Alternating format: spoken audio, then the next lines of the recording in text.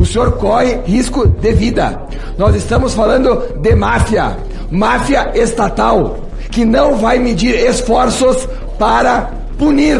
Olha só a bomba que acaba de acontecer, está em toda a imprensa. A CPMI do INSS aprova a quebra de sigilo do Lulinha, o filho do Lula, e os parlamentares petistas passaram a agredir os parlamentares da direita. O que Gilmar Mendes fez ontem foi tão absurdo, tão abjeto, que nem mesmo a Globo conseguiu fingir que não aconteceu. Querem me derrubar faz tempo. Eu nem vou fazer aquela brincadeirinha que cabeças vão rolar, porque vão. O destino final do Alexandre de Moraes não é impeachment, não. O destino do Alexandre de Moraes é cadeia. Eu contei 2 vezes 7 votos contrários. Portanto, a pauta de hoje está aprovada na integralidade. Nós podemos conseguir os documentos diretamente pela comissão ou, posteriormente, eu vou pedir à Polícia Federal que o inquérito seja compartilhado e lá nós vamos ficar sabendo da verdade. Meus amigos, realmente Brasília virou de ponta cabeça. E acredite se quiser, tem vários nomes poderosos correndo risco de vida. Gente, o que eu vou mostrar nesse vídeo hoje realmente é bombástico e vai te deixar intrigado. Segura aí, porque eu já volto logo após a chamada.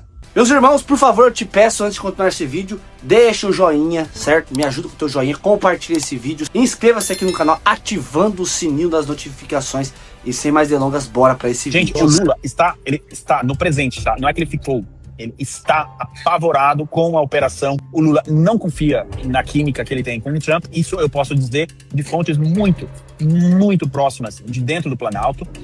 Ele acionou as forças, os comandantes do Exército Brasileiro para entender o que estava acontecendo e qual era o risco do caso para o Brasil. E o que ele ouviu dos comandantes é o seguinte: presidente, o Brasil não está em condições de se defender.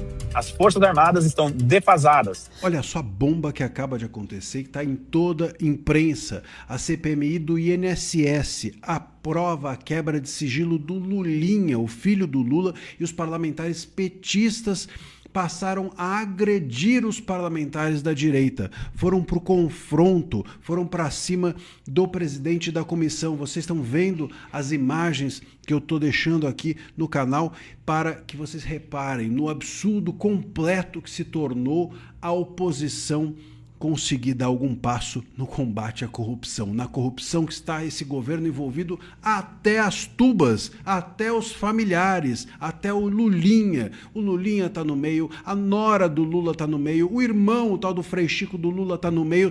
Só falta chegar em quem? No Lula. Só falta chegar em quem? No primeiro escalão do governo. É por isso que os petistas estão revoltados, porque eles estão cercando a família Lula de uma tal maneira que antes das eleições chegarem, vão muito provavelmente chegar ou no Lula ou no primeiro escalão do governo Lula.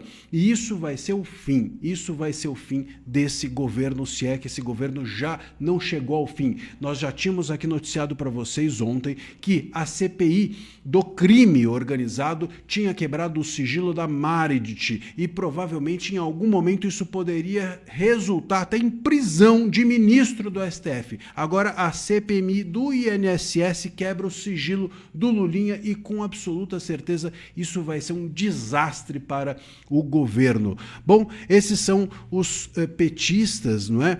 Que dizem que estão defendendo a democracia. Essa é a democracia que eles defendem, essa é a democracia que eles dizem ter salvado, essa é a democracia que o Toffoli e o Moraes disseram também ter salvado lá na CPI, que agora vai quebrar o sigilo da Meredith, com 129 milhões para cá, com Taiaiá e Cassino para lá, os petistas e os ministros do STF, cada um numa CPI, a CPMI do INSS chegando no Lula e na família Lula e a CPI do crime organizado chegando nos ministros do STF, tudo isso mostra com essas quebras de sigilo onde realmente está o interesse de controle da população e de discurso e da liberdade de expressão e das redes sociais. A intenção de controlar é para que eles possam cometer os maiores absurdos e ilícitos sem ninguém reclamar, silenciando as pessoas, silenciando a população, silenciando a imprensa, silenciando a crítica. Democracia se faz com debate, democracia não se faz dessa forma, com agressão, um absurdo completo, agredir a oposição quando há uma derrota no Congresso. Mas eles sabem que essa derrota é a degola deles próprios e do próprio governo Lula. O deputado Rogério Correia, do PT, que foi um dos agressores, pelo menos pelas imagens que a gente está vendo, deve ser punido e todos os demais devem ser também punidos imediatamente. Isso deve ser encaminhado para o Conselho de Ética da Câmara, porque é com conversa, com debate, com palavra que se faz democracia e não com agressão. A gente não pode admitir violência física dentro do Congresso. E o Lulinha pode preparar, meus amigos, pode preparar o Rivotril, porque vem bomba para cima dele. Quebrando o sigilo na CPI do INSS do Lulinha e quebrando o sigilo na CPI do crime organizado da Maridit, a empresa que o Toffoli é sócio, meus caros, esse governo, esse consórcio estatal formado entre STF e Lula e governo federal do Lula, esse consórcio está para ruir. É o início do fim. O que Gilmar Mendes fez ontem foi tão absurdo, tão abjeto, que nem mesmo a Globo conseguiu fingir que não aconteceu. A Globo ela é conhecida não só por publicar mentiras, mas por não falar o que acontece verdadeiramente. É o no news, ignorar notícias que podem prejudicar o seu grupo. Só que o que o Gilmar Mendes fez ontem, quando ele desarquivou uma decisão já proferida, já engavetada, para proteger a empresa do Dias Toffoli, numa decisão tão absurda que nem jornalistas de esquerda estão conseguindo engolir. Uma blindagem do crime organizado como jamais se viu no Brasil. E olha, no Brasil a gente já viu de tudo. Mas o que o Gilmar Mendes fez ontem, fez com até a Globo dedicar 4 minutos para explicar essa aberração. Gente, o Jornal da Globo, o Jornal Nacional, falando sobre isso, para mim, é uma surpresa. Mas vamos ver. O ministro Gilmar Mendes, do Supremo Tribunal Federal, anulou uma decisão da CPI do crime organizado e suspendeu a quebra de sigilo da empresa da família de Dias Toffoli, também ministro da Corte. A quebra dos sigilos bancário, fiscal, telefônico e telemático da Maridit Participações havia sido aprovada pela CPI do crime organizado do Senado na quarta-feira. A empresa pertence ao ministro Dias Toffoli, do STF, e aos irmãos dele, José Carlos e José Eugênio. Um deles é um padre, e quando a imprensa foi no endereço dessa empresa, o que eles encontraram? Uma casa residencial, onde a esposa do irmão do Dias Toffoli, a cunhada dele, fala, olha, aqui não tem empresa nenhuma, ou seja, uma empresa de fachada. A Maridit vendeu parte das cotas que tinha no resort Itaiaiá, no Paraná, para um fundo controlado pela REAG, que tem ligações com o Banco Master. E o PCC? A empresa da família Toffoli entrou com um pedido no STF para suspender a quebra dos sigilos, alegando que não tem nenhuma relação com o crime organizado e que não poderia ser afetada por uma decisão da CPI que investiga facções e milícias. Os advogados da Maridit direcionaram esse recurso para o gabinete do ministro Gilmar Mendes, sob o argumento de que havia uma conexão com outro caso relatado por ele. Em 2023, que já tinha sido arquivado, gente. Gente, a loucura é pior do que você possa imaginar, mas vamos lá. Em 2021, Gilmar anulou decisão da CPI da Covid que quebrou os sigilos bancário, fiscal e telefônico de uma empresa que, segundo ele, não estava ligada ao objeto de investigação da Essa empresa em questão é a Brasil Paralelo. Comissão. Gilmar Mendes viu relação entre os dois episódios e decidiu usar o caso, arquivado há 3 anos, como referência para suspender a quebra dos sigilos da Maridit. O ministro afirmou que qualquer espécie de produção probatória, quebra de sigilos, depoimentos, elaboração de relatórios em circunstâncias desconexas ou alheias ao ato de instauração de uma CPI, configura flagrante desvio de finalidade e abuso de poder, na medida em que a imposição de medidas restritivas só se justifica juridicamente quando guarda estrito nexo de pertinência com o objeto que legitimou a criação da comissão. E que há um verdadeiro salto lógico e jurídico. Sob o pretexto de combater o crime organizado, a comissão decreta a quebra de sigilos e a produção de relatórios sem indicação de um único elemento concreto que vincule a Maridit aos fatos narrados no requerimento de criação.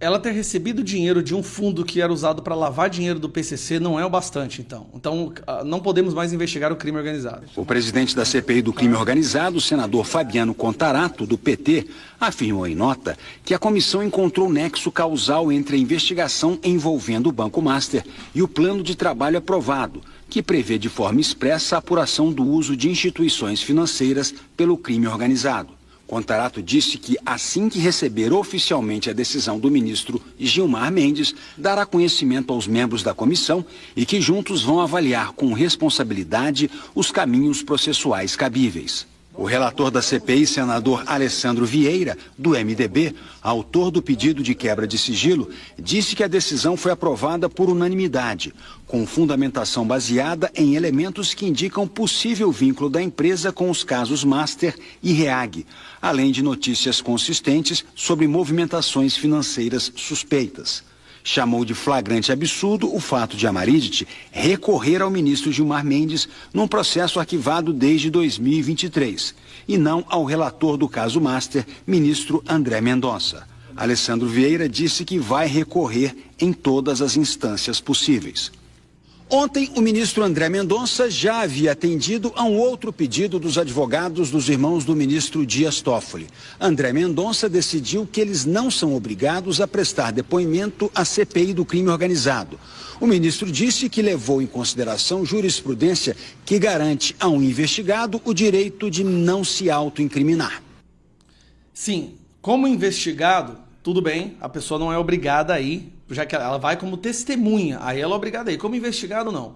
Agora, o Gilmar Mendes fez algo que chocou, gente, até a Daniela Lima, até a Vera Magalhães e Miriam Leitão. Não tem um jornalista defendendo essa decisão dele. Nenhuma. Acho que a Daniela Lima falou alguma coisa, mas ela, é um caso perdido ali. O que o Gilmar Mendes fez mostra que as informações que poderiam vir a público a partir desta quebra de sigilo da Maridet poderia derrubar o STF. Então eles colocaram na balança desgaste por proteger a empresa ou a destruição completa do STF e da credibilidade da Suprema Corte. Optaram por aquilo que causaria menor dano. Então, só para você entender, para ele ter feito isso, é porque vir a público as informações da quebra de sigilo seria o fim da credibilidade, já quase inexistente, da nossa Suprema Corte. É um ato de blindagem desesperada por sobrevivência. Agora, o André Mendonça não pode deixar isso acontecer. Eu espero sinceramente que, como relator do caso, o André Mendonça peça a quebra de sigilo da Maridet. Bom, presidente. Pois não. Presidente. Pois não, excelência. Até quero lhe fazer primeiro palmas para a atitude do senhor. O que o senhor fez hoje é muito mais do que palavras. O senhor mostrou para o Brasil que o senhor está empenhado em botar na cadeia quem roubou aposentado. Hoje o senhor não deu entrevista lá fora. Hoje o senhor veio aqui usando o regimento, junto com o colega Alfredo Gaspar, homem de coragem, relator desse caso, e colocou a sua vida em risco, presidente. Eu quero pedir que o senhor e o Alfredo Gaspar, que estão comandando essa CPMI, com o escárnio que a gente viu aqui hoje, o senhor corre risco de vida. Nós estamos falando de máfia estatal, que não vai medir esforços para punir o uso do regimento que vocês dois fizeram hoje para aprovar quebras de sigilos e trazer pessoas aqui claramente comprometidas com o escândalo do INSS. Então, presidente, de uma forma muito simples, primeiro, meus parabéns. O Brasil precisa de homens como o senhor e como Alfredo Gaspar, que não se curvaram a um governo. E quem é parlamentar sabe, presidente, as pressões que os senhores sofrem e que nós sofremos para jogar sujeira debaixo do tapete. Hoje, o senhor e o Alfredo Gaspar entram para a história desse país como homens que honram os seus votos e o seu povo. Parabéns. Muito obrigado, deputado Qual a Marcos. importância dessa votação, desse requerimento envolvendo o filho do presidente Lula? Eu gostaria também de saber se, de fato, o senhor acredita que esse requerimento ele será aprovado hoje na CPMI. O filho do presidente Lula é citado por diversas testemunhas, principalmente uma, sobre a questão da mesada de R$300 mil por mês. Nós precisamos dos documentos para confirmar se isso é verdade ou não. Eu coloco os requerimentos em votação. Nós já perdemos 2 vezes na convocação dele, o que seria muito bom que ele viesse à CPMI. Agora estou colocando a quebra de sigilo que a Polícia Federal já fez. Nós podemos conseguir os documentos diretamente pela comissão ou, posteriormente, eu vou pedir à Polícia Federal que o inquérito seja compartilhado e lá nós vamos ficar sabendo da verdade. Aqui, o povo brasileiro vai saber quem vota, como vota e de que maneira vota. Quem blinda ou não as pessoas que têm que dar respostas nesse escândalo absurdo do INSS. Senador, eu queria também perguntar sobre Daniel Worcaro. Como é que vai ser os próximos passos? Vocês desistiram dessa oitiva dele? Porque a CAI acabou passando na frente, né? Ela já está com depoimento marcado para o dia 10. Como é que a CPMI vai proceder para poder ouvir ou não o Daniel Worcaro? Bem, o importante é que ele fale, que ele venha e traga as declarações. Não veio a CPMI do INSS porque sabe que aqui ele não teria benefícios, privilégios, muito menos amigos para defendê-lo. Eu não sei a CAI como vai ser, espero que corra tudo bem, mas nós não desistimos. Nós vamos tentar derrubar o habeas corpus e ele terá de vir à CPMI se nós conseguirmos esse objetivo. E virá como uma pessoa comum. Não é porque ele é um banqueiro que aqui ele terá qualquer tipo de privilégio na comissão que eu presido. Vamos aguardar. A cada momento um passo diferente. Agora eu quero trazer aqui um bastidor que nós sabíamos desde o dia 6 de janeiro, mas que agora a gente pode publicar ele sem problema nenhum. Gente, o Lula está no presente, tá? Não é que ele ficou, ele está apavorado. O Lula não confia na química que ele tem com o Trump. Isso eu posso dizer de fontes muito, muito próximas de dentro do Planalto. Tanto é que ele continuou a retórica de ataques ao presidente Trump, às ações do presidente Trump em Cuba e na Venezuela. E no dia 13 de fevereiro, ele acionou as forças, os comandantes do Exército Brasileiro para entender o que estava acontecendo e qual era o risco, no caso, para o Brasil. E o que ele ouviu dos comandantes é o seguinte: presidente, o Brasil não está em condições de se defender. As Forças Armadas estão defasadas e não há sistema de defesa aéreo. O Lula ficou muito preocupado com essa situação e culpa dele. Foi principalmente nos governos Fernando Henrique, Lula 1 e 2 e Dilma que as Forças Armadas perderam a sua capacidade de operação militar. Traduzindo, poder de fogo. Tá? Foi durante o período aí pós-1985, mas principalmente Fernando Henrique, Lula e Dilma, que isso aconteceu. E aí, diante da operação que levou à captura de Nicolás Maduro, Lula se deu conta do tamanho da burrada que eles fizeram. Reparem, existe uma linha que liga o que está acontecendo na China hoje com o que aconteceu com o exército brasileiro. Explico. Na China, o Partido Comunista Chinês não quer abrir 1 centímetro de concessão para que o exército chinês tenha alguma autonomia. No Brasil, por conta do período militar, tão logo a esquerda subiu ao poder, eles fizeram de tudo para limitar a capacidade operacional dos militares. E aí, no dia que eles são confrontados com a realidade, eles se assustam. O Renato diz aqui a frase do dia: não é burrada, é proposital. Pois é, Renato. Só que aí isso pode estar custando algumas noites de sono. Pessoal, eu não posso ser tão categórico no que eu vou afirmar agora, mas o Lula, nos primeiros dias ali da captura do Maduro, cada vez que ele escutava um barulho de helicóptero, ele ficava preocupado, tá? Eu posso agora dizer isso publicamente, sem prejudicar a nossa fonte. Tá? O Lula ficou extremamente assustado com a operação, com a ousadia e mais. A pior coisa que pode acontecer com um cara que nem o Lula não é nem tanto descobrir que na Casa Branca tem um cara disposto a fazer uma operação como essa. Mas o que o Lula deve estar se pensando é o seguinte, alguém traiu o Maduro. Alguém traiu, isso é fato. Foi a Delcy, enfim, alguém traiu ele. O que o Lula deve estar se perguntando desde o dia 13 de fevereiro é o seguinte: e se alguém me trair? Se alguém me trair, quem seria esse alguém? E aí, meu amigo, a pessoa entra numa paranoia que não sai mais.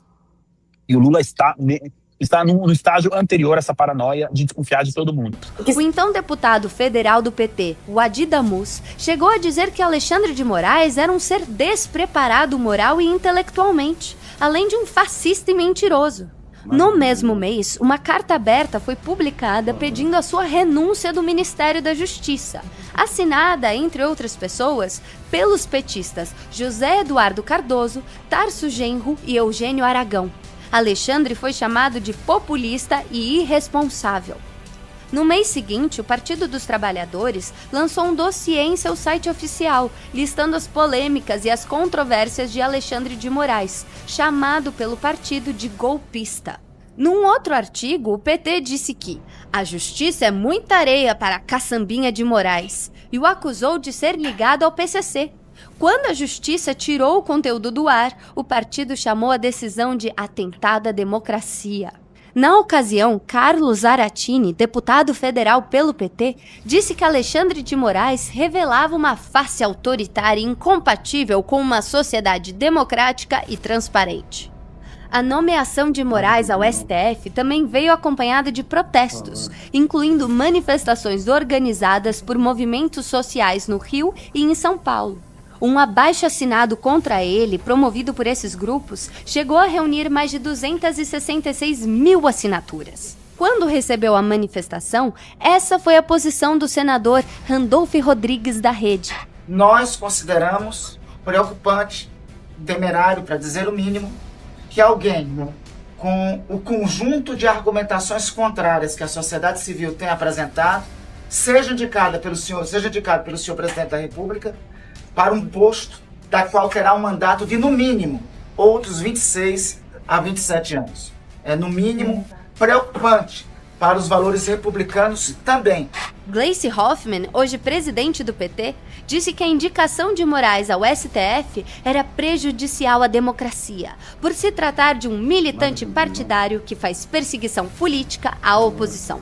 Muitas preocupações com essa indicação. É uma indicação partidária, não que não faça parte do processo político as indicações para o Supremo, mas a pessoa que foi indicada é militante de carteirinha do PSDB, já fez críticas ao PT, já se utilizou dos seus cargos com intenção partidária, isso nos preocupa muito. Nós temos muita preocupação em relação à postura dele no Supremo, até porque o que nós observamos dele na ocupação de cargos que ele teve foi uma utilização partidária. Então, isso nos preocupa bastante.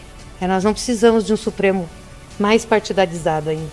A estratégia da oposição não é manter Sabatina, a estratégia da oposição é ouvir ele falar sobre esses temas que são temas que têm conflito, inclusive com posicionamentos dele, que para nós nos deixa muito preocupados. E nós queremos colocar isso para a nação brasileira, as pessoas que estiverem nos assistindo, que possam partilhar dessa preocupação, porque o Supremo Tribunal Federal não tem prerrogativas só em relação a essa casa, tem prerrogativas e define temas que atendem a sociedade como um todo.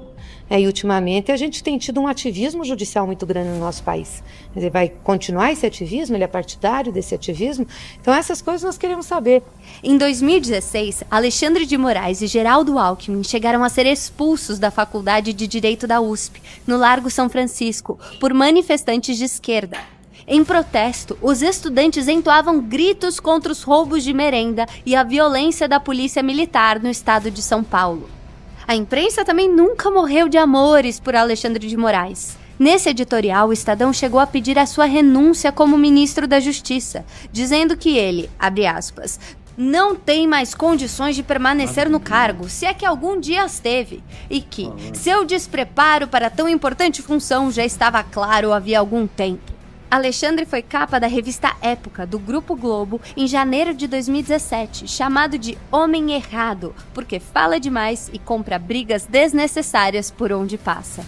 Em 2017, quando Alexandre era persona non grata na esquerda, mesmo o BuzzFeed chegou a publicar uma lista com uma série de imóveis de alto padrão adquiridos por ele entre 2006 e 2009, em tom de denúncia. A Exame o acusou de ter mentido no currículo. A Piauí fez piada em sua coluna de humor, dizendo que Alexandre havia sido indicado para o STF pelo PCC. Num editorial, a Carta Capital chegou a condenar a sua nomeação para o Supremo, questionando se Alexandre, abre aspas, será independente ao julgar o santo, vulgo Geraldo Alckmin, seu padrinho político. Hoje Alckmin, veja só, é vice-presidente da República num governo de esquerda. Nos últimos anos, como vimos repetidas vezes na imprensa e nas redes sociais, Alexandre de Moraes virou persona não grata para a direita. Em especial a do campo bolsonarista, que o acusa de prender e censurar opositores políticos por crimes de opinião. Moraes passou os 4 anos do governo Bolsonaro em confronto direto com o executivo, criticado por agir de maneira heterodoxa. Seus defensores dizem que, em tempos extraordinários, Moraes age de modo extraordinário para proteger a democracia. Mas ele também é acusado de desrespeitar o devido processo legal em algumas decisões, e não apenas por bolsonaristas. Mesmo o New York Times já questionou os limites do poder de Alexandre de Moraes. Pablo Hortelado, professor de gestão de políticas públicas na USP, colunista do Globo, fez as mesmas ponderações. O mesmo faz o jornalista americano Glenn Greenwald. Ele diz que o STF se tornou a principal ameaça à democracia brasileira. Marco Aurélio Mello, ex-ministro do STF, diz que errou redondamente quando assumiu em 2017 que Alexandre estava preparado para o cargo no Supremo. Ele diz que Moraes só não colocou ainda a estrela no peito e o revólver na cintura, mas que age como um xerife. Quando Moraes suspendeu a nomeação de Alexandre Ramagem para a diretoria-geral da Polícia Federal em 2020, graças à proximidade de Ramagem com a família Bolsonaro, o próprio Lula criticou a sua postura, dizendo não ser republicana. As instituições não podem perder de forma alguma a sua republicanidade. Então, só para reforçar, o senhor não considera, então, o senhor considera que, no caso, a indicação, o presidente tem que ter liberdade de indicação de qualquer pessoa, então? É lógico que se ele não indicar um cara que comprovadamente cometeu um crime, um cara que comprovadamente roubou, ou seja, é da indicação do presidente. Inclusive, esse mesmo presidente que indica um delegado é o presidente que indica um ministro da Suprema Corte para o Senado. E o Senado referenda. Você percebe? Eu acho que eu não sei qual é o crime que o delegado cometeu. Sabe? Eu não sei. Se ele cometeu algum crime, algum desvio, algum ilícito, obviamente que ele não poderia mesmo assumir a delegacia. Mas é preciso que a gente seja preciso, porque um dia você pode ser presidente da República, Sakamoto. E você pode querer indicar uma pessoa que você conheça para um cargo e alguém vai dizer que não pode indicar. Então, que a pessoa prove que o delegado tem um crime cometido, tem um ilícito. Aí sim, ele está correto. Antes do Supremo, Alexandre de Moraes sempre assumiu desaprovar a rota de colisão entre poderes em Brasília. Na própria sabatina para a vaga no STF e no Senado, ele chegou a criticar o ativismo judicial, dizendo que potenciais conflitos entre os poderes devem ser resolvidos em uma aplicação equilibrada e harmônica do princípio da separação de funções estatais. Muitos anos antes, ainda em 2008, numa entrevista para o site Consultor Jurídico, ele foi enfático sobre a questão. O Judiciário, por meio do Supremo Tribunal Federal, fica responsável por interpretar a Constituição.